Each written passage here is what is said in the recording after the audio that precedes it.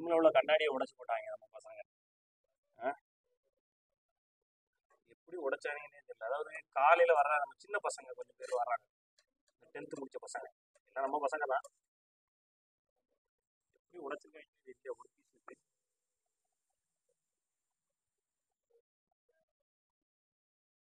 தாறுமாறா உடைஞ்சிருக்கு. நான் காலையில இல்லை, நம்ம இன்னொரு ட்ரெயினர் விஜய் தான் வந்து இப்படி ஃபோன் பண்ணி சொன்னாங்க. பசங்க சின்ன பசங்க ஒர்க் அவுட் பண்ணிட்டு அப்படியே அந்த பக்கம் அந்த பக்கம் ஓடிட்டு இருந்தாங்க. இல்லை ஓடிட்டு இருந்தாங்களா இதில் உட்காந்து எரிச்சிருப்பான் போல, தடுமாறி டப்புன்னு விழுந்தான். நல்ல வேணாம், பையனுக்கு அடி ஒன்றும் இல்லை. நான் தான் முதல் கேட்டேன் அவனுக்கு ஏதாவது அடி இருந்தாடா. ஏன்னா கண்ணாடி ஆக்சிடென்ட் வந்து நானும் ஜிம்மில் பார்த்துருக்கேன், பயங்கரமாக இருந்திருக்கு. இதுக்கு முன்னாடி நான் ஒரு ஜிம்மில் ட்ரைனராக ஒர்க் பண்ணும்போது அந்த ஜிம்மில் இந்த மாதிரி தான் கண்ணாடி பசங்க விழுந்து மண்டையில் ரத்தம் வந்துருச்சு. அது ஒரு இன்சிடென்ட் அவருக்கு. அதனால தான் பட்டுன்னு கேட்டேன், ஏதாவது அடி உண்டாடா பையனுக்கு. நல்ல வேலை அடி இல்லை. அப்போ எப்படின்னா பட்டக்ஸ் வச்சு தட்டியிருப்பான், டாய் அப்படின்னு தட்டியிருப்பான்னு நினைக்கிறேன். தட்டினதுல அந்த மொனை இருக்குல்ல, அழுத்தினதுல பட்டக்குன்னு உடஞ்சி. ஓகே, இனி இதை கட் பண்ணிலாம் போட்டால் அசிங்கமாக இருக்கும். போடுறதா இருந்தால் மொத்தமாக கண்ணாடியை இது பண்ணிவிட்டு இதை பாதியாக கட் பண்ணணும். இது எல்லாத்தையும் கட் பண்ணி இந்த கண்ணாடியை வேற எங்கேயாவது வைக்கணும். வச்சுட்டு இதில் முழு கண்ணாடி வாங்கி போகணும். அப்புறம் ஒரு 8000 ரூபா வரும். செலவு தான். செலவுன்னு ஒன்று வந்துட்டாலே சங்கடமாக தான் இல்லையா? சரி ஓகே, அடி ஒன்றும் பள்ளி, அது வரைக்கும் சந்தோஷம். ஜிம்மில் ஒர்க் அவுட் பண்ணும்போது மை டியர் பிரதர்ஸ் எல்லாரும் இந்த மாதிரி விஷயத்தில் ஃபஸ்ட்டு வெயிட்டு வந்து காலில் கையில் விழாமல் எப்போ மேக்ஸிமம் ஷூ யூஸ் பண்ணுங்கள். ஏன்னா வெயிட்டு பார்த்தீங்களா, காலில் விழுந்துச்சுன்னா ஷூ இருந்துச்சுன்னா நம்ம கால் வந்து பாதுகாக்கப்படும். ஓகே, அதனால் மேக்ஸிமம் ஷூ யூஸ் பண்ணுங்கள்.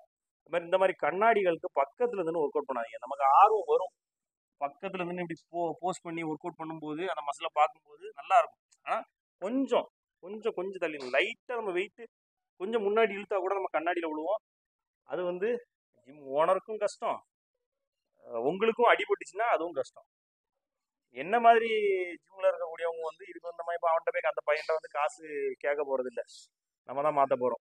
சரி, ஒரு ஆக்சிடென்ட் நடந்துருச்சு இதுக்கு. ஆனால் பெரிய ஜிம்முகள்லாம் அப்படி நடந்துச்சுன்னா விடவே மாட்டாங்க.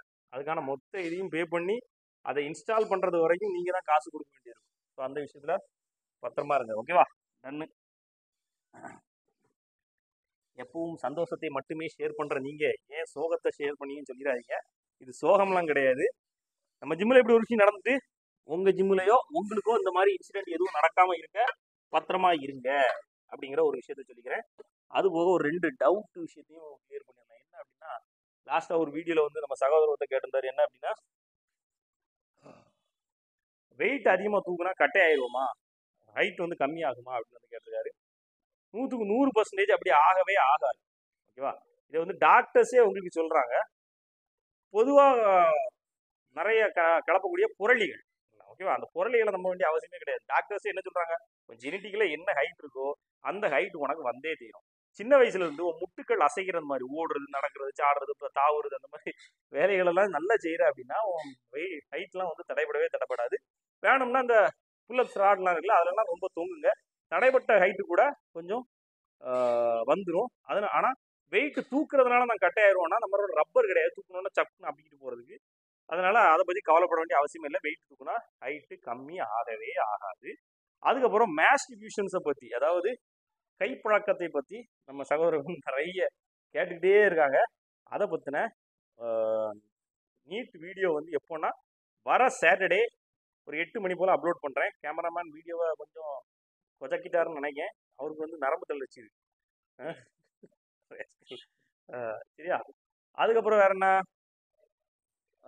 ஓகே, இந்த இது ஒருத்தர் கேட்டிருந்தார், இந்த செஸ்ட்ல வந்து எனக்கு வந்து ரிப்ட் வர மாட்டேங்குது. நானும் நல்லா சாப்பிட்றேன், நல்லா ஒர்க் அவுட் பண்ணுறேன், ஹெவி வெயிட் ட்ரைனிங் பண்ணுறேன், அப்புறம் ஏன் இந்த சென்டர் கோடு வந்து எனக்கு நல்லா தெரிய மாட்டேங்குது அப்படின்னா, நல்ல ஒரு விஷயம் தெரிஞ்சுக்கோங்க.